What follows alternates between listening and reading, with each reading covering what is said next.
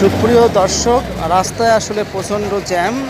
Signboard থেকে শুরু করে চিটাগাং রোড এবং চিটাগাং রোড থেকে শুরু করে কাশপুর পর্যন্ত এবং কাশপুর থেকে গাউসিয়া পর্যন্ত প্রচণ্ড জ্যাম আপনারা দেখতে পাচ্ছেন। আমি কিন্তু এখন দাঁড়িয়ে রয়েছি সাইনবোর্ডে এবং সাইনবোর্ডে ওভারব্রিজ আপনারা দেখতে পাচ্ছেন এবং এখানে প্রচণ্ড জ্যামের কারণে প্রত্যেকটা গাড়ি আসলে স্থির হয়ে দাঁড়িয়ে রয়েছে। আপনারা আসলে দেখতে পাচ্ছেন, আমি আপনাদের দেখাচ্ছি অনেকেই গরমে অতিষ্ঠ হয়ে পায়ে হেঁটে রওনা দিয়েছে। হ্যাঁ, তো আসলে যারা বিভিন্ন উদ্দেশ্যে সাইনবোর্ডে আসতে চাচ্ছেন তাদের আসলে এই মুহূর্তে না আসাই ভালো হবে।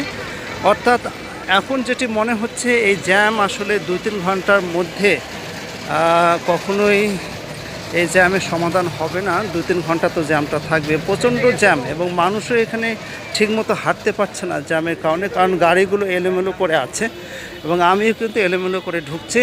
এই প্রচণ্ড জ্যামের কারণে সমস্ত গাড়ি আটকা রয়েছে এবং অনেকেই আসলে জ্যামের ভিতরে অতিষ্ঠ হয়ে অনেকে পায়ে হাঁটা শুরু করেছে।